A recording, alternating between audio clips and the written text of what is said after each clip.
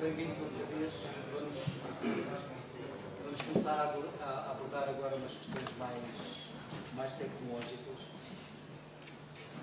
E, embora não se leia muito o diagrama, é mais para terem uma ideia. É uma visão diferente da cidade daquela que o Frederico mostrou há pouco. E para terem a ideia, por vezes, os focos que temos em determinada área, ou em determinado problema, pode ter implicações ao nível do terreno, as infraestruturas, como vimos nos exemplos, dependem do sítio onde estão. Portanto, tudo isto não se limita a olhar para o mercado ou para as estradas. Tem outro tipo de considerações que é preciso ter em conta.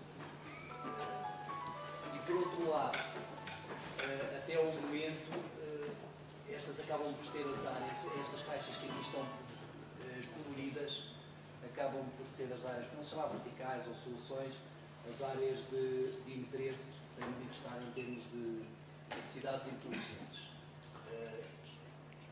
As utilidades estão, como vimos nos exemplos, são temas que têm vindo a ser acompanhados. O tema do ambiente cada vez mais. Aqui entra aquele tema que o Frederico também falou do Open Data. Pronto, e depois há a questão tecnológica da informação, mas tudo isto são áreas, é um pouco para retratar, não interessa estar aqui a teorizar, mas um pouco para ficar aquela ideia que quando se olha para a cidade não é, eu posso ir resolver uma situação específica, mas por vezes essa solução tem outro tipo de abrangência que convém não perder de vista. Portanto, as coisas não são lineares, não são tão simples como passar um desenho destes aqui, um diagrama para tentar capturar aquilo que será a cidade inteligente. Por outro lado, ao abordar estes temas de cidades inteligentes, também convém não perder de vista, não vamos ver isto em detalhe, que há metodologias próprias para analisar, quando mais não sei qual é o grau de maturidade tecnológico que a cidade tem. Não me interessa ir implementar uma solução de resolver um determinado problema de utilidades, por exemplo, energia elétrica, se eu não tiver sensores no terreno ou qualquer outro tipo de equipamento, não vou conseguir recolher dados, portanto, e pode não haver orçamento para implementar esses sensores. As empresas, muitas vezes, e falando de caso português, enviam esse tipo de informação para a EDP, mas nós em casa não temos esse equipamento. Não quer dizer que ele não existe, então não posso ter um contador que automaticamente envia o meu consumo para a EDP ou para o operador elétrico da minha zona. Mas ele tem um custo e muitas vezes estas coisas não se resolvem porque ainda não baixaram. Há um custo associado, há um investimento que é preciso fazer e o benefício pode não compensar esse investimento. Okay? Portanto, as metodologias também têm aqui um papel muito importante porque também as contas por vezes não são simples, não é só fazer a contagem do número de contadores que eu preciso e o caso de negócio, o business case, não se resume só a isso. Não é? Pode envolver um conjunto de outras variáveis. Portanto, estas metodologias ajudam-nos a posicionar, a analisar o tema de cidades inteligentes face àquilo que se pretende para uma determinada cidade específica. Estou a dizer determinada, como já falámos, as soluções não são únicas, dependem da realidade de cada cidade e daquilo que se pretende atingir nessa sociedade e do diagrama anterior da infraestrutura que essa cidade tem, onde é que ela está localizada, etc. Muitas variáveis aqui metidas e por isso temos mesmo que usar um conjunto de metodologias que, como metodologias, não são para seguir à regra, são para ser normalmente customizadas, que é uma coisa que dá trabalho e nós não gostamos muito, e adaptadas, digamos, ao caso concreto. Para seguidas à regra também não servem rigorosamente para nada, porque são académicas e pronto, servem. O output pode ser uma coisa tão simples como, por exemplo, imaginem que eu vou dimensionar uma equipa para fazer um determinado trabalho e eu estou a dizer isto porque já fiz essa experiência e pode-me dar um output da metodologia que eu preciso ter, por exemplo, 30 web designers. Numa realidade portuguesa, ter 30 web designers para um projeto é uma coisa que não existe. Ter 30 pessoas para um projeto. Ou ter 30 pessoas para um projeto é uma coisa que não existe.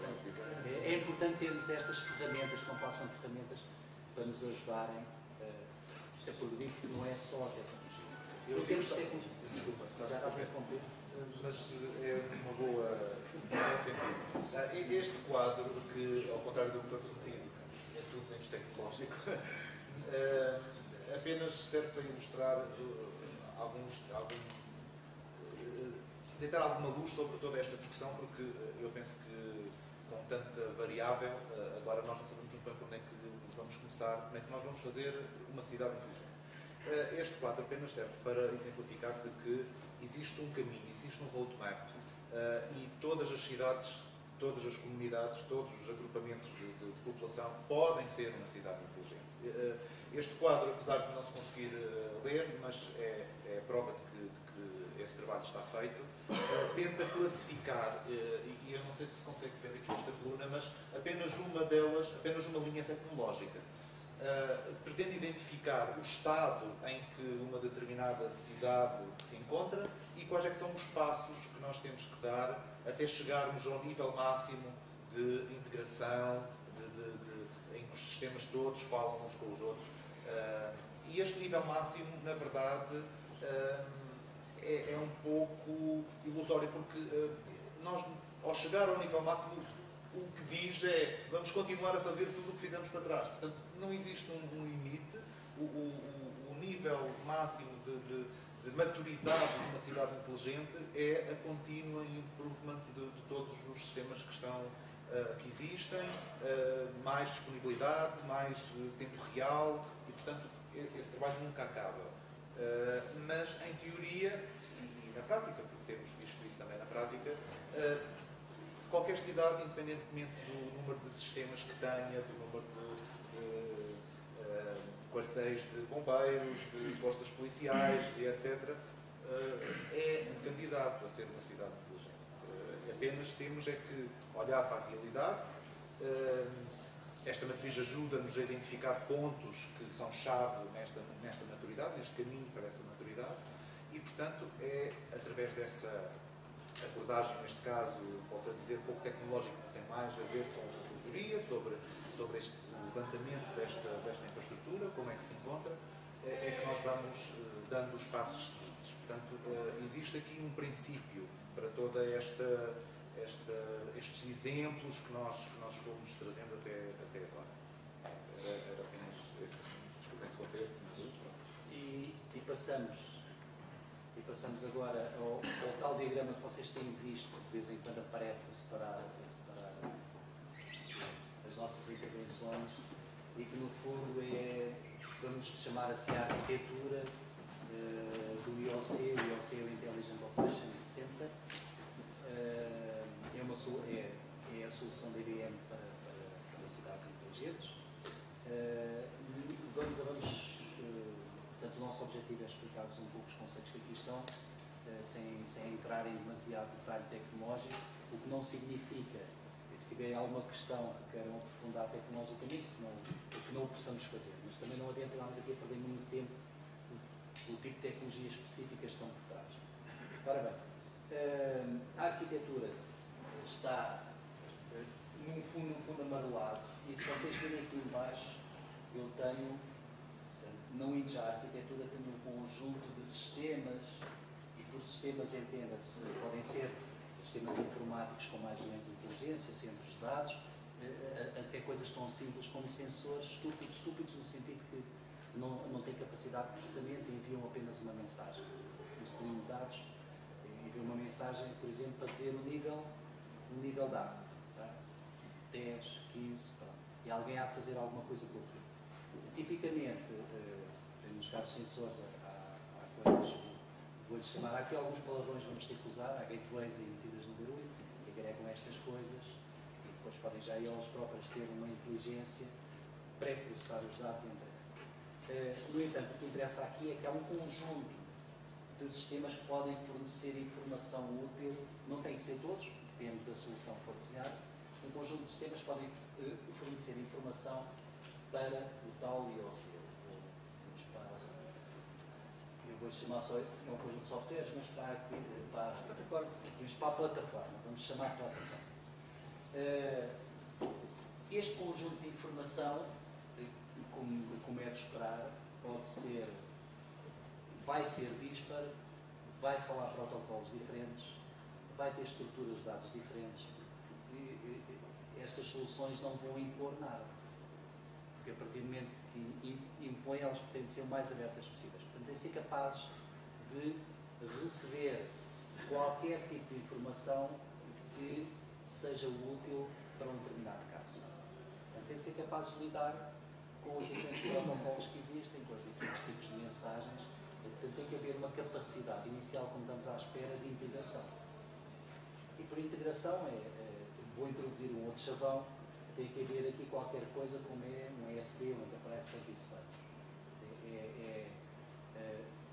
Digamos, uma peça tecnológica que receba um conjunto de informação, a converta e envie para onde tem que enviar e faça um determinado tipo de processamento.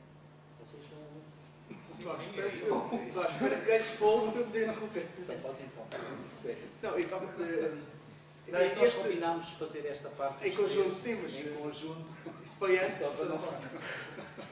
Esta componente aqui é fundamental porque, eu acho que conforme o IOC, esta plataforma precisa ter capacidade de se relacionar com o mundo a seu redor. O IOC, quando é instalado, tem um portal, tem um mapa com uma localização pré-definida e, na verdade, sem ser alimentado com dados, ele não tem muita capacidade de nos dizer muita coisa. Esta componente toda aqui é, digamos, quase a componente sensorial do próprio IOC, da própria plataforma. Significa que nós podemos ligar-nos à informação que já existe, e isto, do ponto de vista prático, já o fizemos. Portanto, se os alarmes de incêndio falam um determinado tipo de protocolo, ela é integrável tipicamente aqui. Depois há standards também para esse tipo de comunicação, que nós também já estamos para no limite, nós somos capazes de integrar, ou a plataforma é capaz de integrar com qualquer tipo. E mais à frente vamos falar em detalhes mais concretos, mas isto é o mundo em redor, o que existe.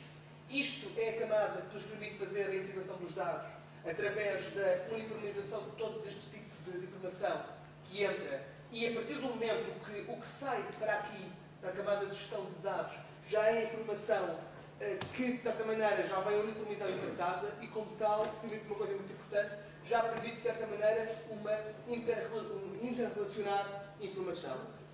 Aqui estamos a falar de modelos de dados completamente diferentes. Aqui estamos já a falar da possibilidade de relacionar determinados tipos de características que estão aqui ou ali, e que antes estavam, de facto, nestes silos fechados, silos que continuam, de facto, a existir, mas, até ao limite de serem necessários, podem ser integrados nesta componente. Depois de termos isto tudo, temos aqui, obviamente, toda esta questão de regras de análise dos eventos de forma automática, portanto, basicamente coisas como, se acontecer uma coisa a esta hora e se acontecer outra a 10 km, então, automaticamente, criar um alerta, criar um procedimento, disputar o pop-up. Aquela que é do incêndio, que imaginem que há um incêndio num determinado sítio, entra aqui um alerta a um incêndio, e que ali na camada de dados se sabe, porque está georreferenciado, que há uma fuga de água na rua por acaso onde está a boca de incêndio, que iria auxiliar digamos, os bombeiros. Portanto, esta informação pode ser uma coisa tão simples como significar que tem que levar um autotanque, porque não vão ter capacidade para digamos, para o incêndio. Quando vocês falam ali dos provider, tem a ver com, ao fim e ao cabo, o provider, que alguém tem dos dados dos traffic systems ou da água, etc. Por aí fora. Nos projetos que vocês têm, é relativamente fácil aceder a esses dados. Por exemplo, nós queremos saber as entradas ou as saídas da A23 e da A1 e precisamos dos dados da Brisa e da Ascend. É relativamente fácil tratar com eles. Tecnologicamente, sim, Politicamente, não. Mas essa parte da politicamente é que me interessa. Eu talvez haja aqui E há domínios de leis das estradas de Portugal e de... Não é fácil. Mas deixa-me falar. Eu penso que tem a ver com isso que estamos a falar. A ideia aqui é que estes sistemas são proprietários e nós não queremos substituir estes sistemas. Nem pretendemos, nem temos maneira de o fazer. Nós o que nos propomos é integrar com todos eles e disponibilizar uma plataforma que fornece essas ferramentas de sermos capazes de integrar. Esta parte tem sempre que ser uma questão política. Daí aquela questão da liderança que eu falei também no início. Esta questão dos providers aqui, desculpa, só para fechar, esta questão dos providers aqui neste diagrama apenas tenta ilustrar que nós o que fazemos é tratar os dados individualmente de cada uma das entidades. Isso permite-nos ter essa flexibilidade de, para cada um, eu faço uma customização. Como é que vêm os seus dados? Eu vou transformá-los todos para uma linguagem comum. E podem ser parcelas só dos dados. Não tem que ser os dados todos que são gerados. Pode chegar à conclusão de que só um subset mais pequeno dos dados é que tem que ser partilhado e isso, por vezes, é mais fácil de digerir do ponto de vista até político das entidades. Mas esta questão de não queremos substituir o sistema é importante, porque isto não serve para substituir absolutamente nada do que já existe em termos de... Porque cada provider há de ter o seu modelo de plataforma, tem a sua operação e o IAC nesse aspecto não pretende substituir nada.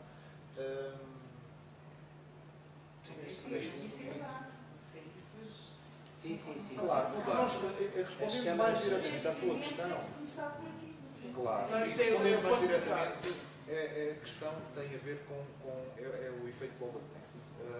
Custa ao primeiro, mas a primeira entidade a integrar. Mas nós fomos mostrando este projeto, este simulacro que fizemos, esse Proof of Concept de Lisboa, foi um pouco assim que foi decorrendo.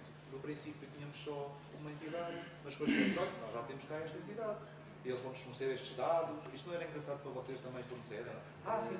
Mas há outros casos ainda bem que tocaste, porque no caso do simulacro de Lisboa, foi-nos mais fácil interagir com a eletricidade e com a água do que a Câmara Municipal. Tivemos mais facilidade porque éramos uma plataforma independente que ia agregar os dados. E claro, como o Frederico disse, eles podem ser um subset, não precisam de ser dados confidenciais, mas de interesse para o projeto. E foi-nos mais fácil a nós fazer essa recolha de dados, integrá-los aqui, do que a Câmara integrar nos seus próprios sistemas. Por vezes os projetos do IOC servem para abrir também estes portos. As câmaras de vídeo caem um bocado, hoje em dia caem um bocado à alçada da polícia, não é? E é um bocado complicado de usar a legislação não o permite. Não é um tema nada fácil. Mas eu diria que essas dificuldades existem, mas os projetos que estão envolvidos também nos provam que um projeto deste tipo é uma boa desculpa para se começarem a abrir algumas portas que estavam tradicionalmente fechadas.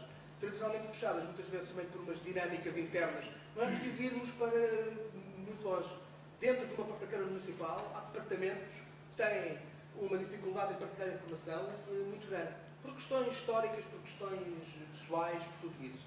Por vezes, um projeto deste tipo serve para aparecer, de certa maneira, como algo de neutro que permite, eu não vou dar a informação ao outro, o que eu vou fazer é partilhar parte da informação para um ponto central e depois eu próprio isto é uma parte importante, eu próprio passo a poder também beneficiar de informação que outras pessoas podem lá pôr. E esta característica também é interessante porque pode fazer influenciar enfim, as opções das pessoas. Saber que partilham esta informação, mas que se calhar passam a ter acesso a uma pequena parte da informação que os outros essa dinâmica que eu referia. É a questão de perceber que eu estou a disponibilizar os meus dados, mas eu tenho muito a ganhar com isso porque os outros também estão a fazer a mesma coisa e a minha informação tem mais valor.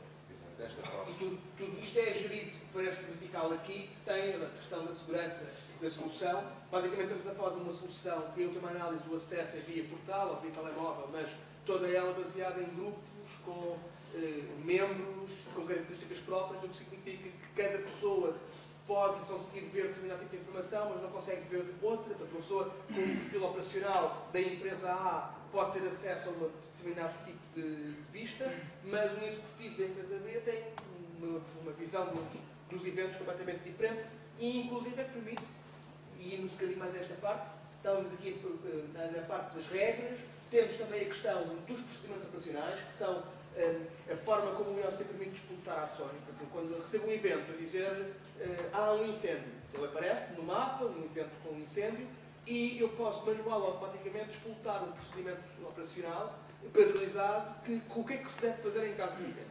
Então, temos uma série de passos, cada uma delas tem um grupo ou uma pessoa destinatária, essas pessoas e esses grupos têm também acesso ao IOC e todos eles conseguem ter acesso ao mesmo evento e à medida que esses passos vão sendo cumpridos, têm acesso à documentação que é necessária, têm acesso à informação contextual, por exemplo, da informação em tempo real, câmaras em tempo real, o que tiver a acontecer, e os passos vão sendo determinados e as pessoas conseguem ver as várias entidades a terminarem as suas ações, todas elas desta forma, partilhando informação, mesmo que continuem a trabalhar os seus sistemas individuais.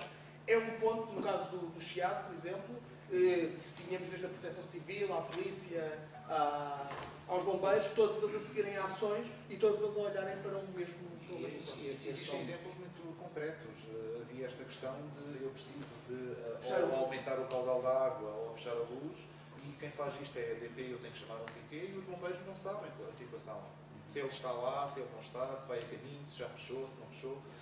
Os Standard Operation Procedures ajudam também a uniformizar isso e a dar uma visão a todos os intervenientes de todas as situações, como é que elas vão ocorrer, independentemente se são responsabilidade deles ou não, mas eles podem estar à espera de uma determinada decisão para poderem atuar e isto poupa, não são segundos, são minutos, às vezes largos, de intervenção. E depois os exemplos que nós mostrámos anteriormente vinham precisamente falar sobre isso, era o que é que se tinha ganho em termos de eficiência, não é só poupar a água, mas é o serviço e a forma como esse serviço também funciona. Estes procedimentos, todas as câmaras municipais têm um conjunto de procedimentos já pré-estabelecidos e mais do que digamos, conhecidos e documentados, que no fundo é pegar neles e pô-los na tecnologia automatizada. De certa maneira, aqui partimos do mundo exterior, vamos ao miolo da solução para fazer este estudo e depois temos aqui a questão dos acessos. Temos múltiplas formas de aceder a este tipo de portais, desde um navegador web normal até portáteis, tablets, aplicações específicas para uma série de usos. O modelo de apresentação é aquele que permite disponibilizar a informação que é trabalhada, utilizando portais, por exemplo, para os cidadãos, para as pessoas que precisam fazer operacionais, portanto, enfim, parcerias e, obviamente, o portal para as pessoas que estão a desenvolver. Do ponto de vista transversal também, temos aqui alguns conceitos importantes, como sugestões preditivas, portanto, baseadas naquilo que a informação que vai entrando, fazer alertas que não são baseados naquilo que existe unicamente, mas naquilo que poderá vir a existir. O dashboard executivo, que não é mais do que a síntese a nível de indicadores de desempenho, em que, por exemplo, alguém olha e vê como é que está a cidade do ponto de vista, hoje, do ponto de vista de água, criminalidade. Há aqui uma diferença entre os indicadores que normalmente aprendemos na componente analítica, que são calculados, e, portanto, são quase online e são mesmo indicadores em tempo real. Ou seja, mal a informação entra, vida do exterior é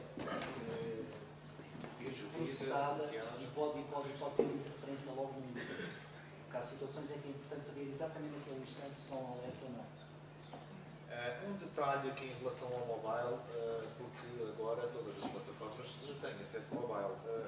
Esta plataforma faz um bocadinho mais do que isso. Nós temos um market dentro da plataforma. Não, um market que gera a distribuição da aplicação. Portanto, é possível o cidadão aceder a este market e descarregar essa aplicação. Quem diz isso para um acesso público, diz em relação a um acesso mais restrito, porque uma plataforma como esta pode perfeitamente servir para uma gestão camarária e os empregados, os funcionários da Câmara terem uma aplicação que tenha a ver com os seus trabalhos de limpeza das ruas, em que são distribuídas tarefas e eles vão dando como completas essas tarefas. Por exemplo, são alguns exemplos que temos, mas só para dizer que a parte do mobile é bastante mais elaborada do que simplesmente termos um canal, digamos assim, mobile. Portanto, permite mais facilidade. E como vamos ver na parte seguinte, isto é o que vem, digamos, incluído. No início os conceitos foram importantes, toda aquela questão da APIs, Open Data, acesso à informação. Com esses acessos de informação já perfeitamente disponível nas formas que nós vamos ver, e depois, quando o deputado entrar, pode ser, digamos, através deste ambiente de desenvolvimento que pode ser acedido, é possível criar novas aplicações para novos tipos de utilizações. E que extravasam muitas vezes em muito aquilo que nós estamos aqui a falar. Eu sei exemplos de coisas tão simples, e eu falando aqui do IPT, que também tem um centro, por exemplo, de pré-história. Há aplicações deste tipo que são utilizadas em ecologia, por exemplo, são utilizadas para ajuda nos levantamentos de trabalhos de campo. Como? Porque através também tem uma componente geoespacial importante, uma componente de gestão de património importante, a atualização no próprio local dos dados que se vão recebendo, a integração desses sítios em mapas e roteiros, todo este tipo de informação, provavelmente é que fica disponível, permite a criação de uma série de aplicações à volta, cujos fins, felizmente, extravasam aquilo que é o que nós podemos dar como o mais óbvio. Se recordo. Fora só uma questão que acaso tem a ver com o nosso projeto. Fora aqueles interfaces ali com os providers, basicamente providers de dados, a seguir que uma equipa para desenvolver esta parte que tipo de já. competências é que... Se calhar posso já para essa parte, não é? É isso. Não, antes só... Onde é que nós vamos entrar nessa parte? A tecnologia que está aqui por trás não tem... Quer dizer, é um conjunto de tecnologia. A plataforma acaba sendo um conjunto de tecnologia. Tem base de dados, sim, tem modelos de dados já pré-estabelecidos. Tem, como eu referi, um layer de integração, um bus de integração, que é capaz de extrair em baixo, que é capaz de receber um conjunto de informação. Tem ferramentas de colaboração, como é que se chama, sinergia equivalente, agora já não é. Não. Mas A Microsoft comprou o quê? Já não... O Skype? Consegues pôr um projeto destes, sem grandes especialistas e competências por Não é preciso, um projeto como este, antigamente era preciso programar 80% da solução, porque 20% estava feito. O que este tipo de plataformas tenta fazer é inverter este cálculo. Portanto, 80% daquilo que se teria que fazer já está feito e integrado, e que sobram os outros 20%, que eu diria que é um misto entre customização e programação. Há aqui depois uma fronteira térrea entre cada uma delas, quer dizer. Por exemplo, para a integração de dados, eu vou dar um exemplo concreto, porque isto depois torna-se muito difuso. Cada uma destas áreas, obviamente, pode necessitar de competências muito particulares. Alguém que queira alterar, por exemplo, o aspecto gráfico do portal, precisa de ter competências do ponto de vista da componente do portal, significa HTML, JavaScript, etc., seguindo o manual de customização, que é diferente das mesmas pessoas que estão, por exemplo, a desenvolver um modelo de KPIs, que é de indicadores de desempenho, que é Performance Indicator, que tem que eventualmente ter um modelo matemático que permita dizer, bem, eu quero que o KPI de caudal de água e de pH seja medido desta forma. Neste caso em concreto, por exemplo, temos que, para dar um exemplo que o IOC faz em relação a não ter o IOC. Isto, se não houver IOC, todos estes dados têm que ser, de alguma maneira, e tipicamente programaticamente transformados. Alguém tem que os receber, recebe um fecheiro, recebe um evento, tem que se depois, usando uma linguagem de programação qualquer, garantir que se vai, enfim, monitorizam-se as colunas, retira-se a informação, verifica-se se essa informação é em XML, em JSON. Agora estou aqui a falar de processos tecnológicos, mas tudo isso tinha que haver uma linguagem de programação, depois pode ser C, VB, Java, o que for, para o fazer. Isso é possível, sem dúvida. Agora requer um perfil de programação bastante forte e muitas horas de homem para que seja feito. Neste caso, em concreto, o que é que nós temos aqui com o IOC? Temos que isso é evitado de duas formas. Por um lado, já existem data sources que nós vamos mostrar a seguir, que se ligam diretamente, por exemplo, leem diretamente fecheiros CSVs e bases de dados, utilizando um wizard simples, e mesmo para todos os outros casos que não batem aí, temos uma componente de Message Broker que traz com ela uma interface gráfica que permite arrastar caixinhas para dentro de um ecrã e dizer assim, eu quero criar aqui um ponto de entrada HTTP e vou receber um fecheiro que é um fecheiro de XML, porque esta entidade disse-me que já é XML. E depois deste ter XML, a partir desse momento, ele sabe que é um fecheiro XML, portanto já me permite perfeitamente identificar os valores todos. Não preciso estar eu programaticamente a fazer. Esta aplicação sabe que é um fecheiro XML, sabe fazer o parsing, sabe retirar os campos todos. E a seguir quer incluí-la ou quer transformar, quer que este campo passe a chamar-se outra coisa, tudo isto vai de uma vez num sistema gráfico e não fica passado para dentro do IOC. Este esquema é utilizando uma das ferramentas dentro do IOC e que permite, de facto, reduzir esse trabalho. Há aqui depois uma outra componente que eu penso que tem grande interesse e penso que é nesse sentido também que estava a dizer, que é a parte analítica do Cognos e nesse aspecto é o Cognos como produto e, portanto... É só para tirar o dinheiro desta rapaziada. Não, mas há uma coisa que eu gostava de dizer para todos que estão presentes e não só, de todas as formas, o CENIT de Tomar tem recursos capazes de desenvolver em todas estas vertentes neste momento, porque nós utilizamos pessoas daqui do CENIT para desenvolver estes projetos também e, portanto, existem estamos a desenvolver já essas competências e, portanto, não é nada que seja preciso vir um especialista dos Estados Unidos da IBM para fazer isto. A nossa dificuldade a responder a essa pergunta tem só a ver com, de facto, não há uma única tecnologia que a gente possa indicar que resolve todos os problemas. São, como eu há pouco tinha dito anteriormente, são vários produtos, cada um deles, de alguma forma, é um standard da indústria. É o DB2, é o broker, são uma série de produtos de IBM que são já produtos com muita maturidade, onde há já um modelo programático muito bem desenvolvido, as pessoas acabam por acrescentar, foi criada nesta componente do próprio portal. Já foi, para não ter que tocar nos produtos, há uma componente de customização muito forte que é feita graficamente via web. Ou seja, o utilizador vou lá há um back-office grande de tem a interface de administração, cria utilizador, produtos por peça. Que páginas é que vão ficar visíveis aos utilizadores? Arrasto, vejo. Por exemplo, quero enviar uma notificação por e-mail. Preciso um mail server. Tem lá uma opção de mail server. Qual é o endereço?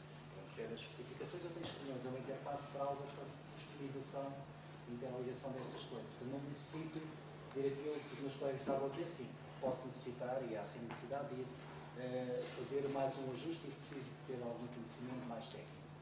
Mas via esta interface de administração consigo já fazer muita coisa de customização do próprio cliente. E prometo, as equipas podem articular-se, vou dar-te um exemplo qualquer, podemos ter alguém que vai ocupar-se particularmente da componente de criação dos dados, e essa pessoa vai desenvolver mais competência do ponto de vista do message broker, da transformação desse tipo de questão. Temos outra pessoa que vai estar mais à frente da questão da apresentação e aí vai desenvolver maiores conhecimentos do ponto de vista de como é que o portal se customiza, como é que adiciona um novo portal, tudo isto numa linguagem que é standard de indústria. Desenvolver um portal aqui não é especificamente para o portal do IOCI, nem sequer da IBM. É algo que serve standard, neste caso, portal Java, JavaScript. Aquilo que se aprende para trabalhar aqui não é, digamos, um beco sem saída tecnológica que não serve para mais nada. Isto é muito baseado em tecnologias que são utilizadas em muitos outros sítios. E uma terceira pessoa, por exemplo, que estaria mais na componente aqui de modelos de cognos, de análise, business intelligence, toda esta componente aqui também de trabalhar este big data, para criar relatórios e esse tipo de questão. Temos aqui um exemplo de divisão.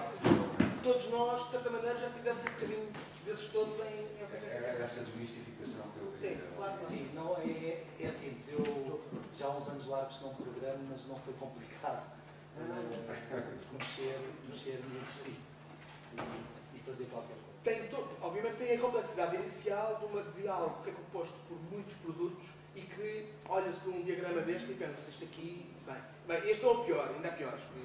Há mais produtos, mas a verdade é que passados uns dias, se começar a ler um pouco sobre o assunto, toda esta complexidade inicial transforma-se em algo até razoavelmente simples.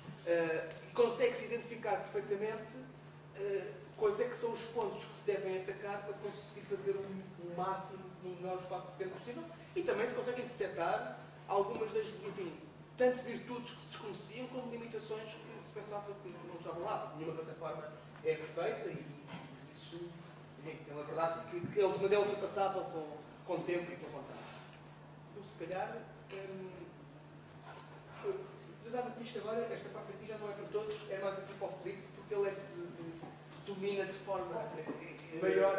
Esta última parte era também exatamente para tentar ir, porque todas as outras nós falamos muito vagamente sobre o IOC, sobre a plataforma, sobre os produtos, mas depois a audiência, porventura mais técnica, quer, mas como é que os dados lá dentro, como é que eu integro isto, como é que isto tudo funciona. Esta parte agora vai tentar ilustrar, não tanto pelos slides, mas para suscitar a discussão e eventualmente já iniciarmos na fase das perguntas que eventualmente possam ter. O IOC neste momento está na versão 1.6 e este slide é apenas para mostrar que é uma plataforma viva e ativa e há uma grande aposta nesta plataforma e nesta linha das Smarter Cities. O produto está continuamente a ser melhorado. Há equipas, não só nos Estados Unidos, mas um pouco por todo o mundo, a trabalhar em diferentes aspectos do IOC. E este primeiro slide é apenas para demonstrar que de facto estamos a ter melhorias em termos de gestão dos dados, mapas em menos de 5 segundos com mais de 2.000 items, quer dizer, já é uma complexidade muito grande e ao mesmo tempo tentamos simplificar os processos de integração destes próprios dados. A arquitetura já é a mesma sempre, portanto nós temos sempre aqui uma camada dos providers, não é? Os diferentes tipos de dados que vamos integrando. Estamos a falar de formatos, DB, CSV. Este é exatamente para ilustrar que todos os outros são possíveis. Estes são apenas CAP é um standard da Google, Common Alert Protocol, que o IOC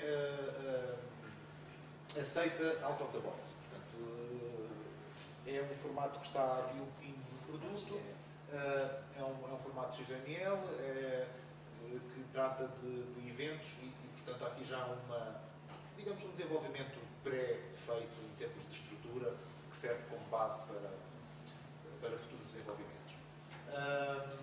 Isto são os vários processos.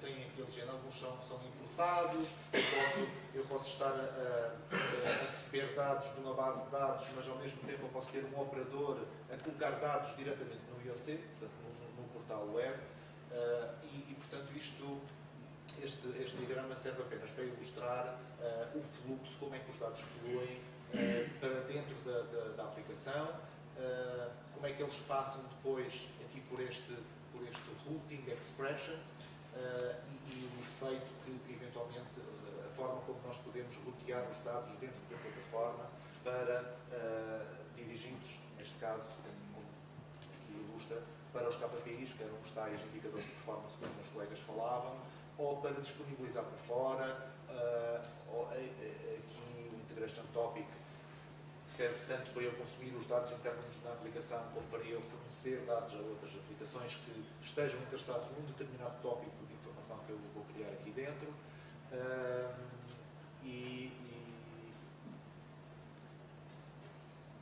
Esta parte da application, integration aqui no tópico. Esta componente é uma interface gráfica onde eu tenho vários painéis, um dos quais é o Call Routing Expression.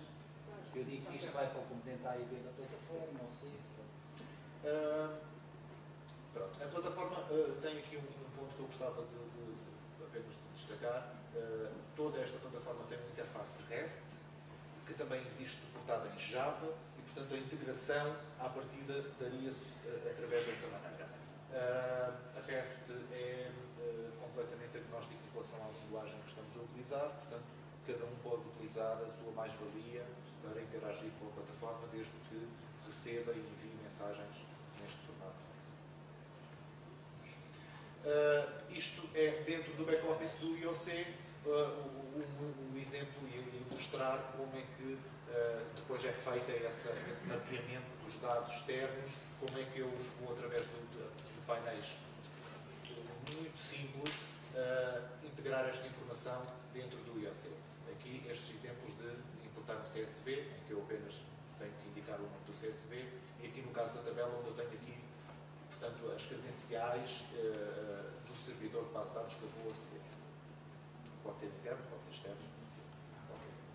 Okay. Aqui são algumas destaques da forma como depois eu vou receber esses dados. Eu posso receber por pull ou por push. Eu posso ir lá buscá-los num determinado intervalo, ou eu posso ficar quieto à espera que me enviem essa informação. São diferentes estratégias depois de integração, dependendo dos dados.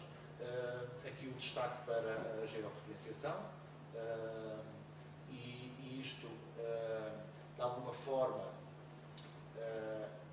estes são os passos deste wizard, e aqui, se repararem, são propriedades mínimas que eu tenho para que uma determinada informação me apareça no IOC. Apareça no IOC é uma coisa muito minha, que vocês se calhar não entendem, mas como já vimos em vários slides, a plataforma passa por termos um mapa onde vamos georreferenciar os eventos. Claro que não faz sentido nenhum eu colocar eventos na plataforma se não tiver uma longitude e uma latitude, porque senão eles não vão aparecer no mapa. Eles existem dentro da plataforma, não podem ser visualizados.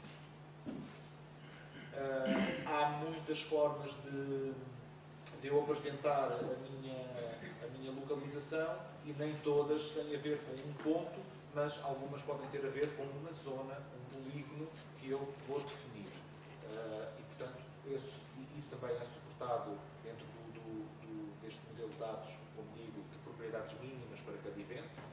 E, portanto, eu posso importar zonas, polígonos inteiros de informação. Aqui apenas caracterização das tais zonas. Aqui o que queremos é falar sobre as questões das datas, um pouco também para encostar nos standards. O IOC automaticamente tem uma série de regras que nos vão quase que obrigar a seguir determinados standards para bem da integração da informação. Por exemplo, este caso concreto tem a ver com o formato dos timestamps. O IOC trabalha de GMT e, portanto, vai converter todas as datas para o formato GMT, mas temos sempre a hipótese de ter o tempo local através de um offset.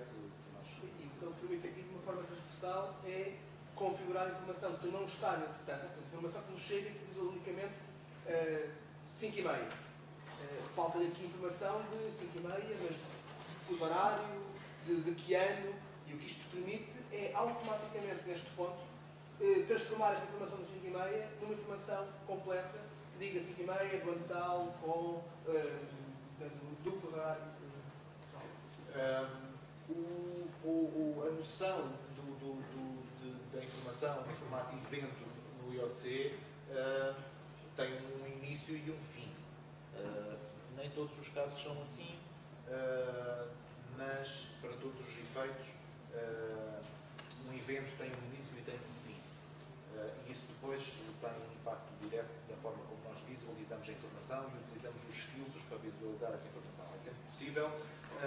Eu não tenho só a posição atual do presente. É sempre possível eu andar para trás, andar para a frente, ver eventos que ocorreram, analisar como é que esses eventos foram resolvidos, através depois da consulta dos SOAP, caso existam, ou de notas que foram adicionadas a este evento. Portanto, a ideia de um operador que tem o IOC à frente vai recebendo informação complementar, que nós gostaríamos que entrasse pelo IOC, mas às vezes não é possível, e portanto ele tem a hipótese de complementar esses eventos diretamente, e isso é uma informação que vai ficar guardada, e eu mais tarde posso consultar ou explorar depois na componente analítica do Globus. Aqui o last update tem a ver com a ligação da forma como eu posso usar gatilhos, triggers, para recolher essa informação. Portanto, eu posso recolher a informação de um determinado data source baseado na data da última atualização desse evento e minimizo a quantidade de dados que vou trazer, porque eventualmente em 1000 só há um registro novo, todos os outros eu já os carreguei para dentro da plataforma. E aqui ilustrar a possibilidade de qualquer campo do modelo de dados pode ser utilizado como ID. Isso também tem a ver com a estratégia depois de integrarmos os dados. Uma chave não tem que ser, a chave do IOC não tem que ser necessariamente a mesma chave do sistema estrangeiro que eu estou a integrar, porque eu posso querer atualizar esses dados de maneira diferente, não necessariamente pela chave do outro.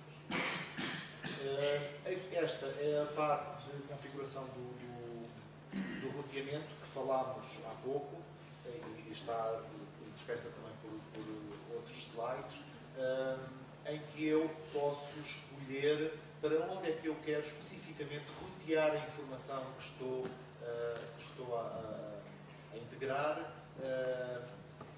com vários sistemas de integração. Portanto, eu posso querer mandar isto diretamente para os Key Performance Indicators, para um Integration Topic, ou que desencadeie automaticamente o tal Standard Operation Procedures.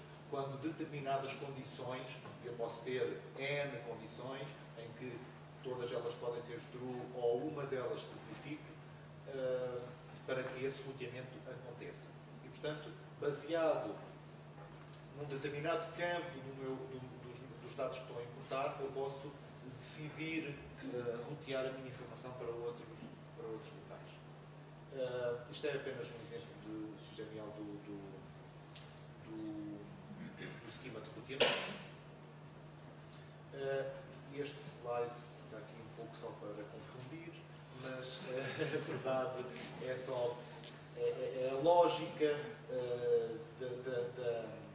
da forma como eu vou digerir esses dados, e aqui o schedule no meio, como podem ver, há uma série de validações, de verificações que eu faço antes que o schedule arranque, para que depois eu minimize o consumo aqui do CPU da própria máquina, em termos de importação de dados e de quantidade de informação que eu estou a gerir. Aqui também é mais um exemplo de como é que eu, a partir e isto é uma pequena parte do interface, mas isto é um detalhe de um evento, em que eu vou criar um novo evento e depois eu posso cancelá-lo ou fazer update, e aqui eu estou a usar já, a própria plataforma usa a sua própria interface REST para fazer estas atualizações. É, no fundo,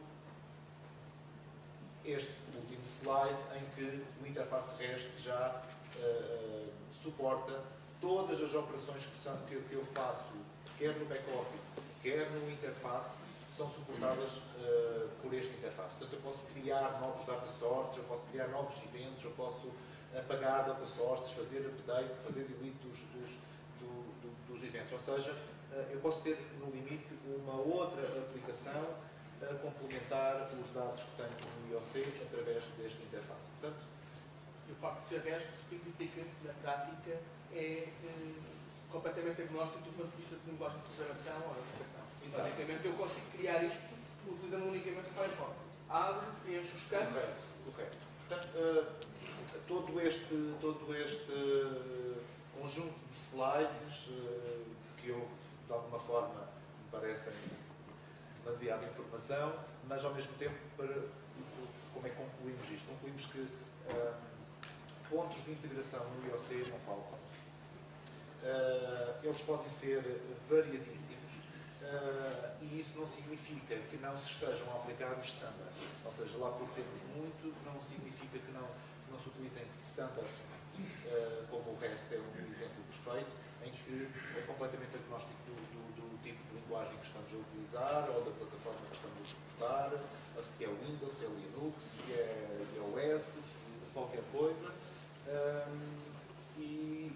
Portanto, desde os data sources, a gestão de CSVs, a ligação direta às bases de dados, a transformação de dados através do broker ou o acesso através de uma interface REST, as formas de integrar os dados no IOC são muitas e, portanto, à partida, não há nenhum dado que não se consiga integrar dentro desta plataforma. No fundo, era essa a mensagem que queríamos passar nesta hora. E terminamos a parte mais ativa da apresentação, tendo obviamente ao dispor para qualquer questão, comentário, falamos um pouco. Portanto, na verdade, segundo a minha opinião, claro, todas as opiniões são discutíveis, não é verdade? Mas, segundo a minha opinião, quer sob o ponto de vista, digamos, conceptual, quer sob o ponto de vista operacional, vocês de facto falaram muito, e falaram bem, diga-se de passagem, sobre as oportunidades, sobre as potencialidades dessas ferramentas. Mas, de facto, nada nos disseram sobre as suas fragilidades. Quando nós sabemos que, quanto mais reais são estas plataformas ou estas ferramentas virtuais, mais vulneráveis elas são e mais suscetíveis de ataques elas também são. Gostaria de nos dizer aí alguma coisa. Por outro lado, quando nos também aqui, digamos, se interessaram, aquele modelo, aliás, diz muito interessante, dos 4 Vs, dos Big Data, realmente nós percebemos todas bem aquelas variáveis, a velocidade, a velocidade, a variedade e a veracidade. Mas também nos disseram, e bem, realmente cada um de nós, de facto, pode ser, digamos assim, pode ser produtor de dados.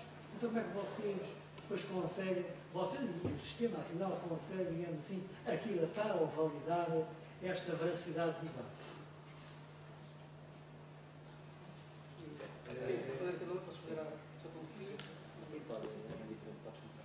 Sobre, então, ainda a questão, já obrigado pelas questões que são interessantes, começando pela última, a questão da veracidade de produção e de consumo. Isso de facto, é uma questão que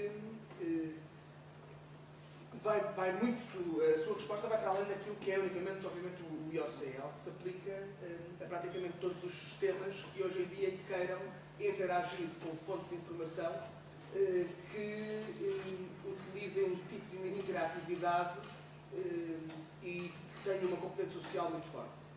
Até aqui, há uma forma fácil de responder, que é, bem, nós conseguimos limitar a informação que entra no IOC unicamente a determinado tipo de feeds de informação que nós consideremos que nos dão informação verídica. Para conceitos de verídico abstratos, porque o que é verídico? Vou dar aqui um exemplo. Há uma companhia de transportes que me mande uma mensagem a dizer que o avião partiu às 5h30. Para mim, enquanto consumidor da informação, por parte de uma entidade que tem essa responsabilidade, que é a companhia de transportes, essa informação é verídica. Agora, pode ser que esse avião não tenha que ser às 5h30. Pode ser que se chegue à conclusão que às 8 da noite ele lá está. Mas o que acontece aqui é que nós, enquanto receptores da informação, temos de facto que colocar a responsabilidade sobre a veracidade de determinado tipo de segmentos de informação que nós vamos ter sobre as entidades que, em última análise, as produzem. Há aqui, de facto, uma diferença de responsabilidade para os produtores que é relativamente fácil de fazer, neste caso, onde eu tenho uma empresa de transportes ou tenho uma empresa de consumo de produção de energia, onde podem cometer erros, mas os erros aí são fáceis de eu identificar. E já agora, uma coisa importante, o IOC também pode servir para ter indicadores em que eu, por exemplo, consigo no fim do mês quando receber depois uma confirmação para reconciliação, conseguir ter um próprio indicador de desempenho, onde eu digo, atenção, que a veracidade dos dados em tempo real está a variar, ou seja, de acordo com aquilo que eu recebi no fim do mês versus aquilo que é a soma durante durante o tempo real, há aqui uma diferença. E isto pode ser um indicador de desempenho interessante que nos permite ter um histórico da veracidade dos dados de cada um dos clientes. Tudo isto que eu disse, sem tomar a questão da segurança, que já lá vamos, portanto, há uma questão depois de veracidade que extravasa isto, que é a questão, por exemplo, de saber se quem está a enviar informação é de facto aquele operador, ou é de facto a EDP, ou é alguém que está a enviar com robôs credenciais. Eu sei que vou deixar talvez para alguém responder. Pode responder, mas não vale a pena. Eu estou a assumir que não. Estamos a falar de alguém que envia e temos a certeza que é essa pessoa. Mas mesmo essa pessoa que tem a certeza pode estar a enviar dados que não são verdade. Aí, isto é um problema quando se envolve em pessoas, porque cada um de nós, e o caso do Waze, que eu disse há bocado, eu não vou ter uma resposta absolutamente fixa, até que isto não é uma resposta possível. Mas depois não é uma questão das cidades. Não, mas é bastante. Deixa-me só dizer uma coisa no caso do Waze que é importante. O caso do Waze é interessante porque eu posso prestar informações falsas sobre está a haver aqui um acidente ou o acidente já está resolvido. Mas é por isso que eu ia introduzir a questão de que há muitos modelos. Claro, deixa-me só dizer como é que este modelo em particular funciona. A questão, exatamente, quando há aqui questões, quando entra a questão social, entramos na chamada teoria de jogos, questões relacionadas com modelos baseados em confiança, modelos de recompensa, onde as plataformas têm envolvido sistemas de recompensa e reconhecimento que maximizam a contribuição daqueles que têm um histórico de informações verdadeiras e diminuem a qualidade e o peso daqueles que não o têm. Como é que isto se aplica num exemplo do IOC? É fácil. A pessoa que tirou a fotografia do buraco na rua só se torna verdadeira quando 20 dos seus vizinhos disserem sim, esse buraco existe e eu também gostava de ver. Isso é um exemplo. Resolvido. Ou seja, é esta ideia de que a informação se vai validando a si própria à medida que há tendência para que... Para termos de veracidade, eu tenho uma opinião ligeiramente diferente, mais ou menos diferente, mas igual também.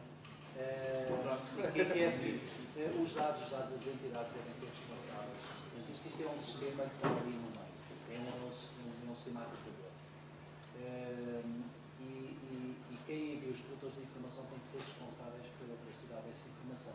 O que se conseguiu em muitas soluções tecnológicas até ao dia de hoje, por exemplo, no tema em muita banca e muitas outras indústrias de integração, foi errado, foi a abordagem de trazer poder computacional e de validação extra para um erro de integração que não deve ter e tornaram soluções megalómanas e complexas, porque toda essa lógica não tem que estar ali naquele ponto. Essa lógica deve estar fora. Quem envia tem que ser responsabilizado pela informação que envia. É verdade. Porque foi criado. Eu fui decidir que essa informação era útil com um determinado sistema, não interessa ser plataforma. Mas essa veracidade tem que lá estar, é da responsabilidade que envia, do meu ponto de vista. Porque se eu tenho a tendência de levar demasiada complexidade, demasiadas validações, com um primeiro layer de integração, vou criar um monstro que não vai conseguir dar resposta à frequência com que essa informação provavelmente vai ser. E às mudanças. Porque a validação numa camada de integração torna o modelo muito mais difícil de ser atualizado. Amanhã há uma mudança no formato, uma mudança na produção, e toda aquela lógica de negócio que estava ali deixa de fazer sentido. Isto liga-se, no entanto, com outra parte da questão. Esta é a parte, digamos, mais... A segurança é mais complexa. E essa aí, de facto, há aqui um ponto que é importante. Que eu falei nele um pouco, talvez, por passagem, mas tem razão que é importante. Quanto mais integrada e mais informação temos num único ponto, maiores são os riscos de termos determinado tipo de acessos a esse único ponto, porque mais informação retiram de nós. Isso não é unicamente no caso do IOC. Mas, por outro lado, o IOC também pretende integrar dados que são open. Não necessariamente confidenciais. Não necessariamente, mas também. Há dados no IOC, o IOC também pode ter dados que são de acesso público, mas também integra dados que não são do acesso público. Eu aí, a resposta tecnológica que eu posso dar é é muito tecnológico, quer dizer, bem, mas nós, em particular a IBM, mas isto, como eu disse, é aplicável de forma mais abstrata, temos serviços e práticas a nível de forma como protegemos tanto os sistemas, a nível de comunicações, firewall, managed security services. O próprio IOC está feito numa arquitetura de camadas que permite, de certa maneira, minimizar, ao expor o acesso do REST, mas minimiza o acesso direto de todas as componentes de dados que estão por trás, etc. Mas isto é verdade para o IOC, como é verdade para 90% das plataformas que hoje em dia existem. É verdade se é impossível alguém entrando, acedendo ao IOC, conseguir ter acesso a dados que não tem? Pois impossível não, de facto, não é. Eu diria que eu não tenho uma resposta melhor para essa questão do que tenho, por exemplo, para os serviços da banca online ou mesmo hoje em dia serviços hospitalares que começam também já a ter interfaces públicos. Tudo o que é informação que tem uma possibilidade de acesso exterior é muito útil, mas acarreta com ela sempre um risco, por pequeno que seja, de acesso não privilegiado. Quanto mais não seja por uma questão de engenharia social e de roubo de credenciais. Não há nenhuma firewall que impeça alguém de roubar um post-it que tem um username e uma password e que com isso entrar dentro do sistema. E hoje em dia as técnicas de ataque digital desenvolvem-se numa velocidade superior aos mecanismos de proteção. Portanto, é um tema bastante complicado. Não há... Assim, de verdade, há coisas tão simples como há uns anos foi feita uma auditoria de segurança a uma entidade portuguesa, em que os sistemas digitais estavam todos bons, a informática estava toda ótima, mas as pessoas que fizeram essa auditoria levaram para a reunião do texto de projeto um conjunto de documentos confidenciais que tinham ficado esquecidos ao lado da fotocopiadora e tinham, entre outras coisas, credenciais de acesso. E os sistemas estavam ótimos, ninguém conseguia atacar. Sim, mas além de tudo investigado, que seja os sistemas multibanco, se nós plantar um código, um post-it multibanco e perdemos a carteira, há uma coisa que pode ser feita, que é, foi falado, a ideia do IOC, este tipo de camada de informação, não é obter toda a informação que está naqueles sistemas que nós estamos ali a falar. É obter, e aí começa logo uma questão de qualidade dos dados, aquela informação que é estritamente necessária para atingir um determinado objetivo. Tudo o resto da informação não é necessário. Isto já limita, de certa maneira, o impacto de um acesso não autorizado. E, por outro lado, aquele mecanismo de privilégio e do utilizador deve ser feito naquela perspectiva de qual é a informação de facto útil para esta pessoa. E evitar abordagens de todos têm leitura e escrita sobre tudo, mas, de facto, pensar nos grupos e nos utilizadores de forma a impedir que, se alguém tem credenciais que sejam roubadas, por alguma razão, o acesso à informação que tem, o impacto é unicamente limitado àquilo que ele consegue fazer dentro dessa plataforma. Quanto mais limitado for o que ele consegue fazer nessa plataforma, sem ser um prejuízo para a sua operacionalidade, menor é o impacto para a plataforma no seu todo. Mas isto daqui, na verdade, são tudo modelos de mitigação de algo que é impossível garantir que não acontece. Agora, com as mitigações todas, mais as mitigações tecnológicas que existem, o que se consegue é transformar o risco suficientemente baixo para que os ganhos sejam maiores do que ele. Isto é algo que é feito pela maior parte das pessoas quando publica. É uma coisa muito simples. É a conversa de ter fotografias dos filhos nas redes sociais. Há pessoas que não se importam minimamente de pôr as fotografias com privilégios de leitura para toda a gente no mundo, no Facebook. Perfeitamente legítimo, e aí não há nenhum problema, porque de facto a pessoa tomou uma atitude consciente de colocar lá as fotografias. Outras pessoas colocam as fotografias no Facebook, ou no Instagram, ou no que for, mas em grupos privados. Estas pessoas já estão a assumir que não querem que as fotografias saiam daquele âmbito, mas estão implicitamente a confiar nos mecanismos de segurança do Facebook, ou do Google, ou do que for.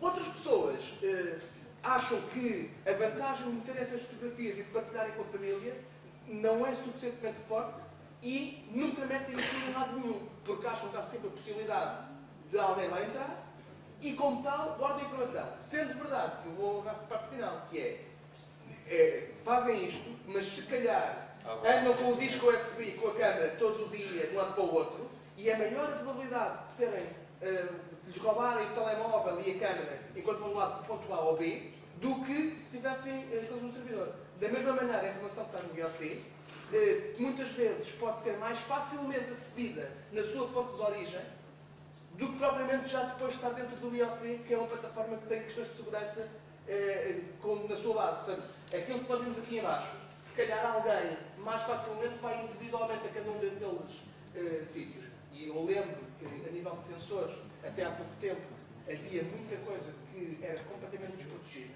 Baseados, há muita informação que até há pouco tempo fazia muito princípio da ignorância, que é que ninguém sabe muito bem que isto existe, mas, portanto, vamos deixar isto estar. E estamos a falar de coisas importantes, coisas que jogam com sistemas enfim, industriais, sistemas elétricos, e há falhas reconhecidas desse tipo. Portanto, eu diria que é este jogo entre... Eu só queria acrescentar aqui uma coisa que aliás sobre o mesmo tema foi alguém na altura partilhou comigo. E acho que é importante porque desviando a atenção do sistema informático e da segurança, todo aquele que isso nos está a preocupar, há também um outro vetor importante que é o do utilizador, de quem utiliza esse serviço. E que confiança, que preocupação é que tem em termos de segurança. E a analogia que me fizeram na altura, que eu achei alguma piada, foi a seguinte.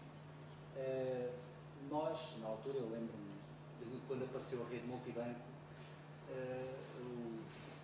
os pais tinham alguma reticência em utilizar a rede multibanco, uma caixa multibanco com dinheiro de plástico, porque não viam, estavam habituados a ir ao banco e a ver o dinheiro, o contado, entre aspas, ver o dinheiro físico, e apalpável. Essa é a realidade deles. Nós agora temos preocupações de segurança. Os nossos filhos não têm tanto essa preocupação de segurança e, por tal como nós vimos o benefício da rede multibanco, eles veem o benefício da utilização destas tecnologias, sobrepõe o benefício que podem tirar disso ao tema de segurança que está associado. É claro que isto não é solução para tudo, é apenas mais uma forma de ver as coisas. Eu queria só acrescentar na sucessão da conversa. Pronto, a minha pergunta, de certa forma, ficou um pouco respondida à pergunta do meu colega, mas é mais no sentido de, acham que há algum impacto a nível de o vosso serviço, o IOC, ser atacado, por exemplo, por organizações terroristas para tentar, de certa forma, ou retirar informações mais críticas sobre a cidade, ou por outro lado, tentar criar informação falsa, ou criar desordem no sistema inteligente que tem. Não estou a dizer que o vosso serviço de segurança não é capaz, porque qualquer coisa é que há. Não interessa, nenhum serviço de segurança é perfeito, estamos a falar de cenários. Sim, era só gostar de saber na vossa opinião se acham que poderiam ser alvos dessas organizações. A plataforma não vai conseguir ter os dados, e a tendência será nunca ter os dados todos suficientes para que um terrorista, acho eu, na minha opinião, para que um terrorista tenha a visão completa. E isto até aprende-se com aquilo que eu referi também há pouco, que a tendência é os dados começarem a ficar estáticos e nós temos de alguma forma, não sei qual será a solução, trazer o poder computacional para junto dos dados. Dito isto, o IOC, ao ser agregador, também não vai conseguir mastigar. Eu vou mandar pedaços de informação que são relevantes digamos, para a informação toda. Por exemplo, pegando o exemplo do avião, mesmo que eu consiga ter em voo, não consigo ter as coordenadas geográficas do avião, mesmo que eu conseguisse ter, esse é o tipo de informação que provavelmente não vem. Virá, sei lá, o número de passageiros que lá estão dentro, mas não vem se são 10 americanos ou 15. Eu quero com isto ilustrar que você estará a um nível acima dos sistemas que podem ter algum interesse para os terroristas. Sim, pode ser atacado, pode.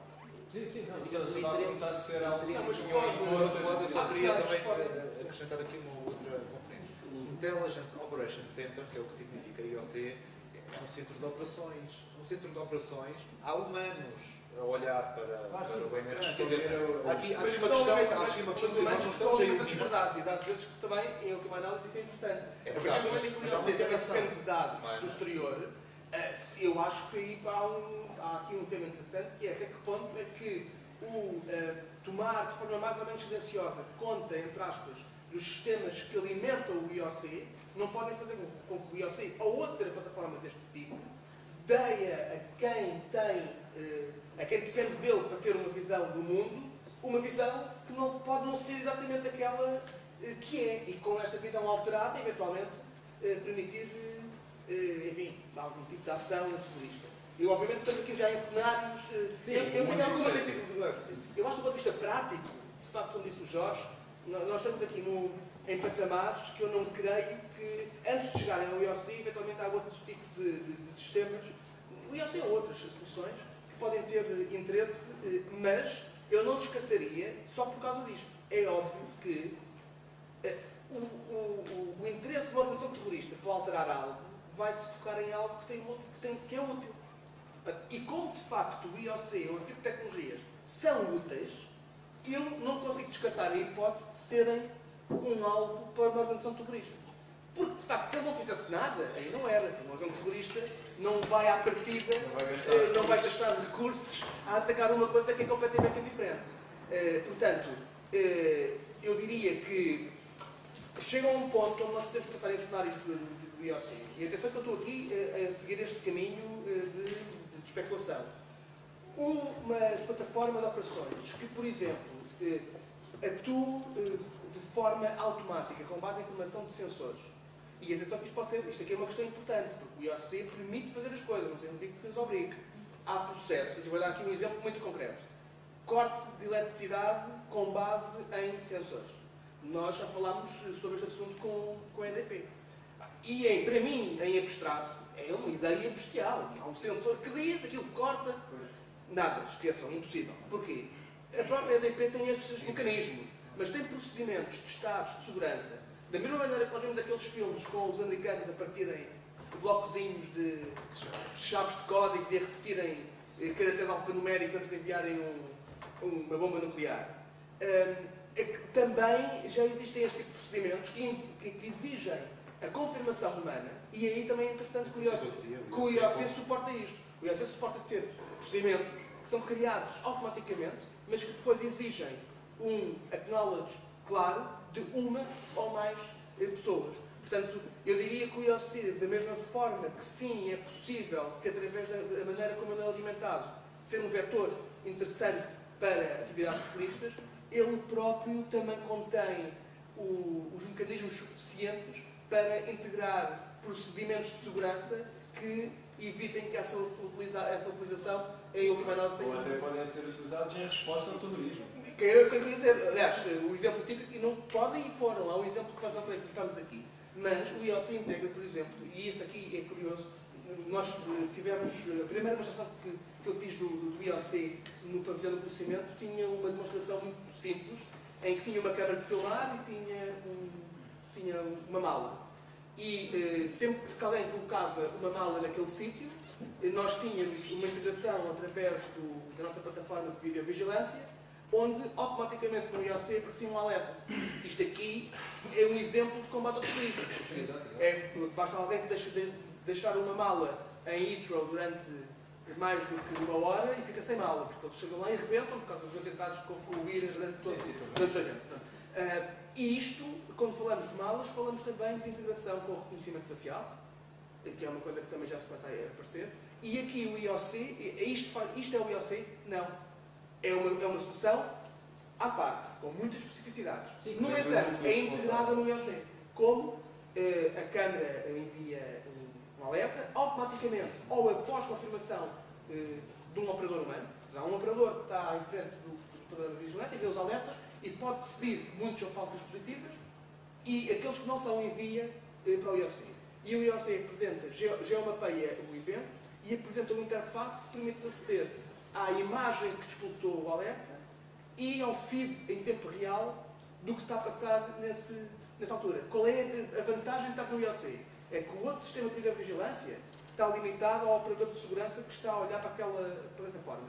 A partir do momento em que entra no IOC, ele pode passar a pertencer a todo um procedimento de segurança que envolve, enfim, GNR, Proteção Civil, o que for.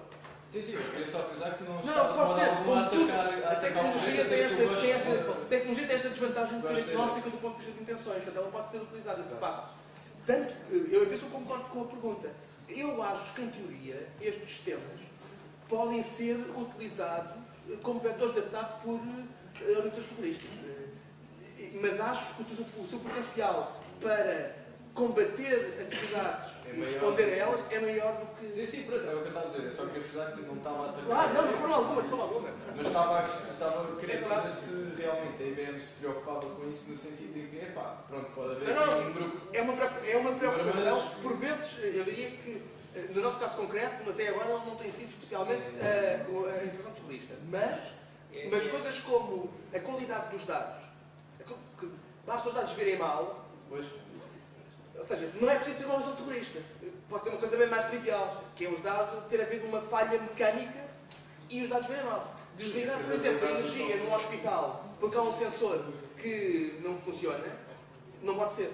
A mesma causa de um ataque terrorista, que seria dar cabo de um sensor ou aldrabar os dados, pode ser por mecanismos normais. É por isso que existe, de facto, a necessidade de procedimentos de verificação que tipicamente ainda exigem a confirmação de seres humanos treinados, etc., para que isso não aconteça. Isso fecha aquela questão que era quais é que eram os pontos negativos. Bom, sim, quanto mais faz... Normalmente são externos, porque, quer dizer, a plataforma vive e alimenta-se desses dados. E isso agora explica todas as questões. Pode ser hackeadas e só. Os dados têm a ver com não são só hackeadas no IOC. Exatamente, os dados, exatamente. E o ponto mais fraco, diria eu, e das experiências que temos dos projetos em ativo, é de facto a qualidade dos dados e a forma como se disponibiliza em tempo real, ou se é possível, se não é possível, se todos estão interessados em colaborar e de que forma é que nós podemos... O que tem um determinado risco quando apenas queremos visualizá-los, mas que passa a ter um risco diferente quando queremos assumir mecanismos de automação e de ação sobre o terreno, porque o IOC, nós exploramos muito essa componente, mas o IOC também tem esta componente de visão, mas tem a componente de interação. Eu posso depois, através daquele procedimento operacional que nós vimos, explotar automaticamente outro web service que fecha uma ponte, por exemplo. E que tem, ou seja, que tem uma ação mecânica sobre... Sim, mas as ações da cidade são limitadas consoante o que os núcleos tensionam. Mas eu gostava só de fazer mais uma, se puder, que é mais positivo, que é no caso de, vamos expor um mundo hipotético em que, por exemplo, a União Europeia, em que a maior parte dos países todos implementam nas suas cidades, a nível nacional, no geral do IOC, qual seria a possibilidade depois, por exemplo, Bruxelas implementar um IOC, mas para os países, para poder gerenciar os vários países, visto que estamos na Comunidade Europeia, há algum plano para isso? Ou a chegar a algo desse género? Eu acho que isso é uma... Gostava de ter um plano era final. Eu acho que o único problema que eu acho é que antes de chegarmos aí, sim, há muita a União Europeia vai mas começar a conseguir gerir outro tipo de coisas. Não sei se respondo diretamente, mas existe uma iniciativa grande da Comunidade Europeia de patrocinar... Não é específica. Não é específica IOC, é genérica de cidades inteligentes, mas que cobre exatamente o que nós... Não, veja, a minha pergunta era mais se o IOC era possível mesmo fazer isso. Não, é Acredito possível. que seja, porque posso puxar do IOC para outro IOC, certo? Aliás, Perfeitamente possível, ou um IOC... Ele é um pouco modular nesse sentido, porque seria possível. Nós estamos a desenvolver uma outra prova de conceito que tem pouco a ver com isso. Não necessariamente com países, mas com regiões. Ter um IOC que seja um agregador de outros IOCs que são específicos de uma determinada região. Pois, porque eu acredito que isso trazia umas vantagens enormes, para, por exemplo, a Comunidade Europeia, entre outros. Isso daí é muito... Não, obrigado. não, claro, não, e fazia sem dúvida. Não sei se já...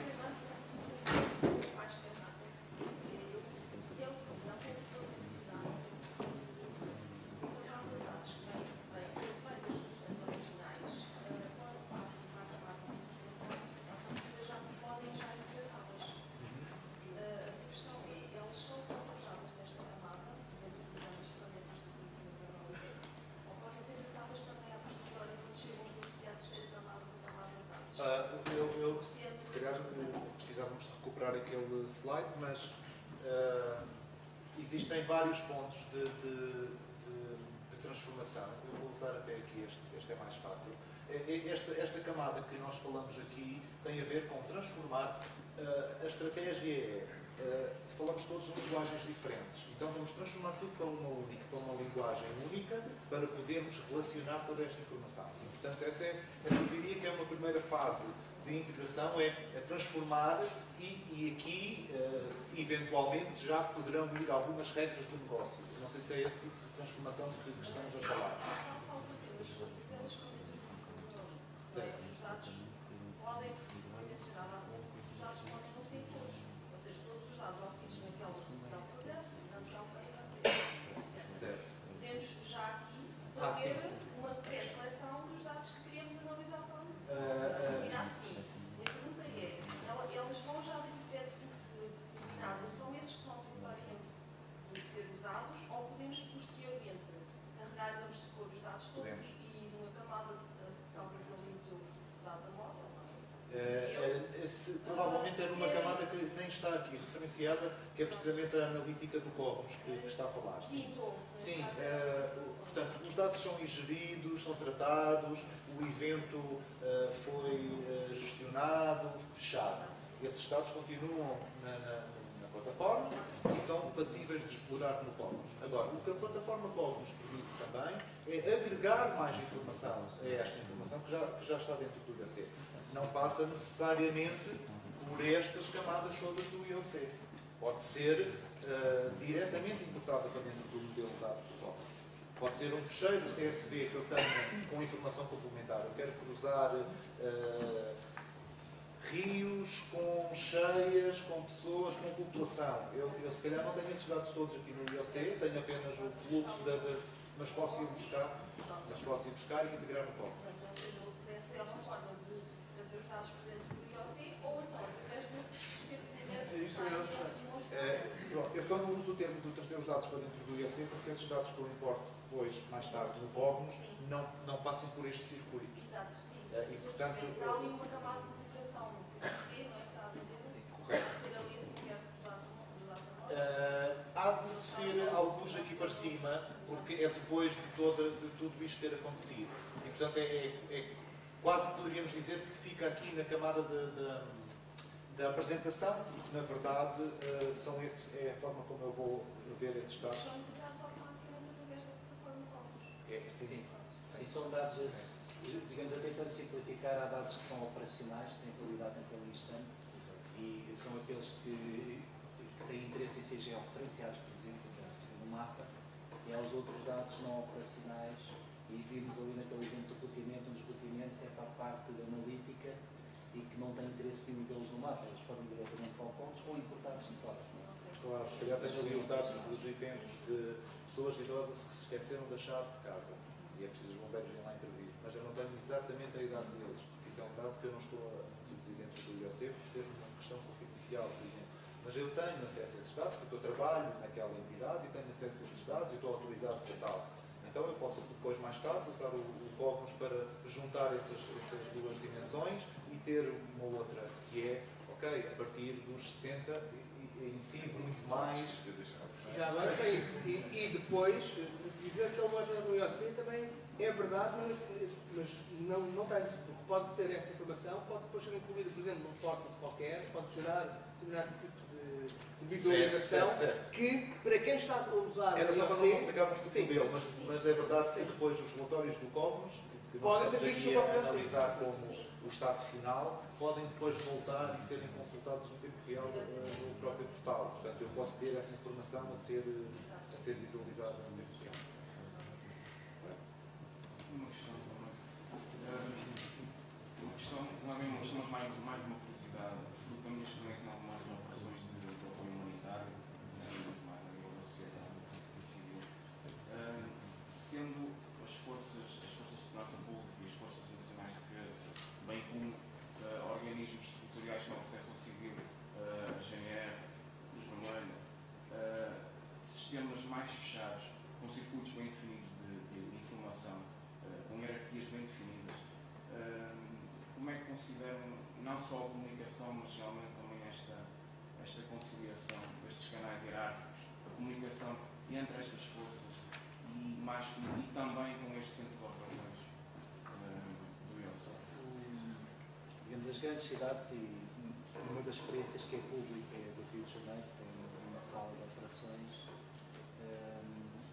A única cidade que eu conheço, nunca existem mais outras, em Portugal que tem um centro de operações é Lisboa, e o centro de operações entenda-se para responder a emergências que, por determinado grau de dificuldade, não necessitam envolvimento de outras entidades como os bombeiros, a Polícia Municipal e a Proteção Civil.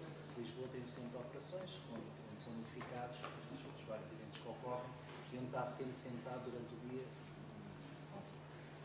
um representante de cada uma destas três entidades.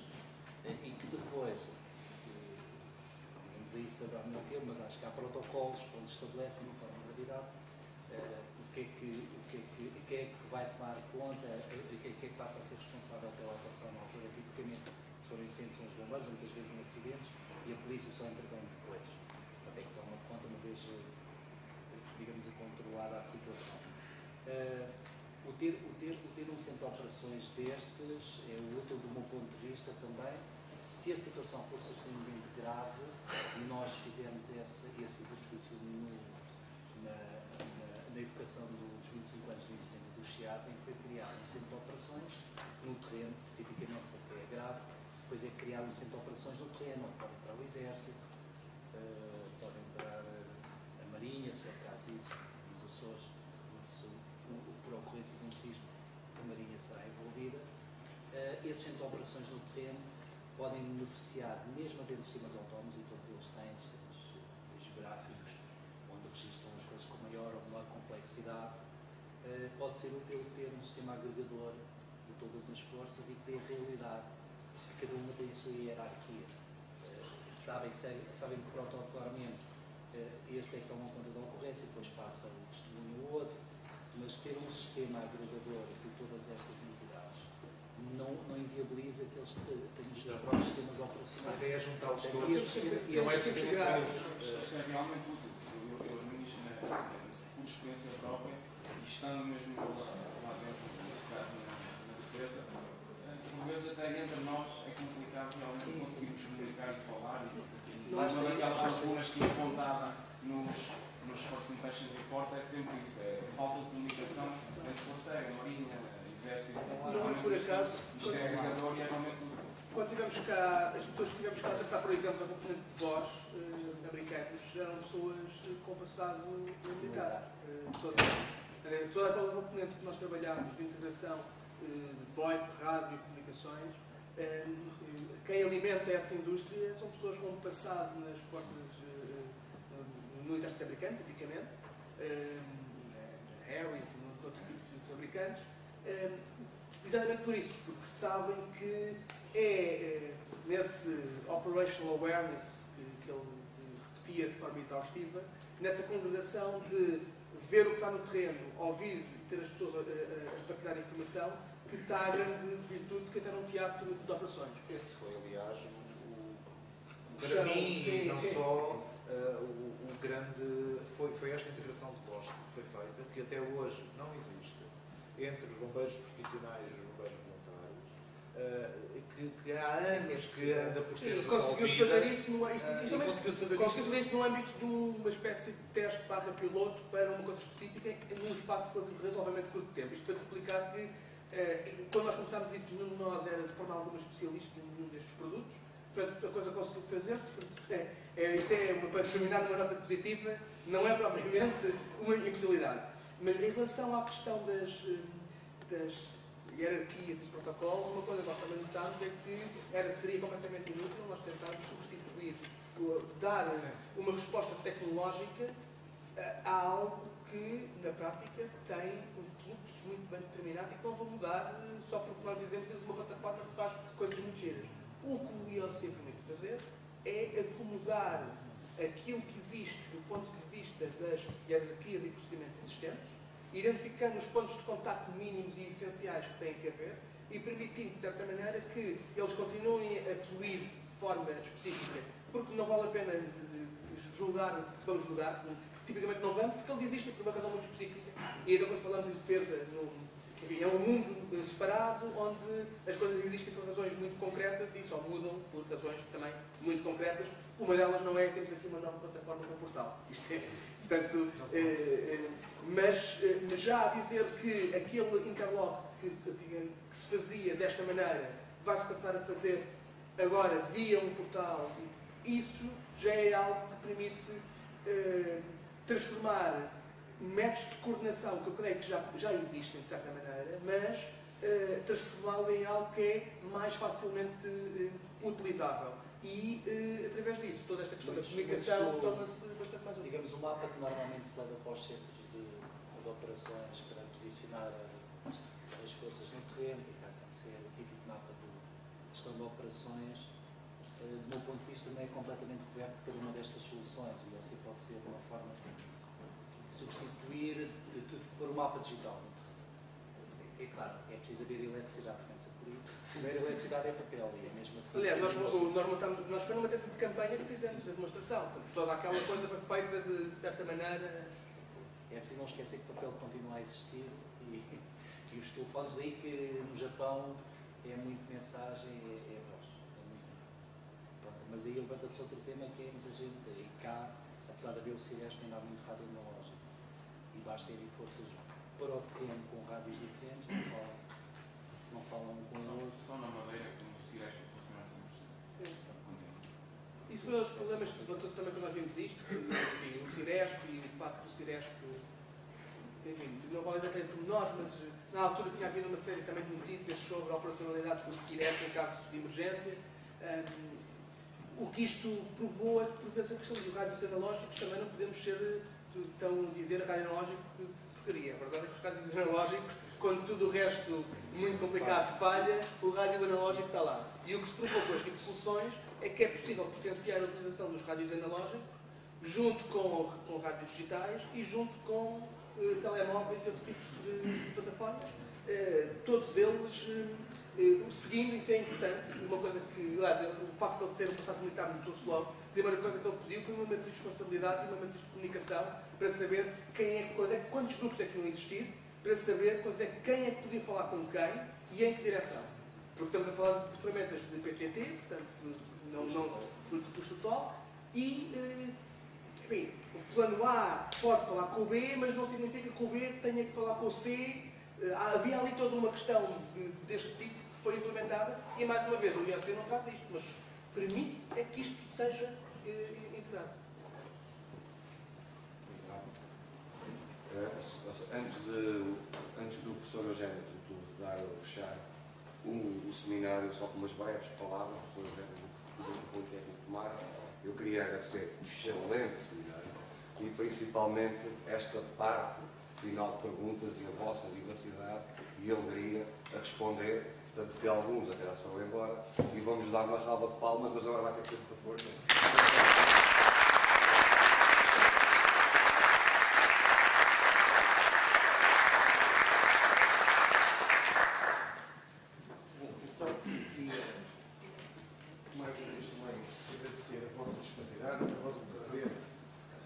Recebê-los aqui, de facto, e partilhar connosco o vosso conhecimento, o vosso tempo, o vosso conhecimento é para nós, de facto, importante. E queria também só deixar aqui uns palavrinhos muito breves, porque eu gostei bastante daquilo que vi, até porque nós, isto tem sido uma matéria que nós, no Tomar, temos vindo a acarinhar e a desenvolver nestes últimos ano e meio, 2 anos. Portanto, ou seja, neste momento nós temos, no seguimento do projeto de instalação do Centro de Inovação Tecnológica aqui em Tomar, um dos projetos onde começamos logo a trabalhar foi na questão das smart cities, das cidades inteligentes, das regiões inteligentes.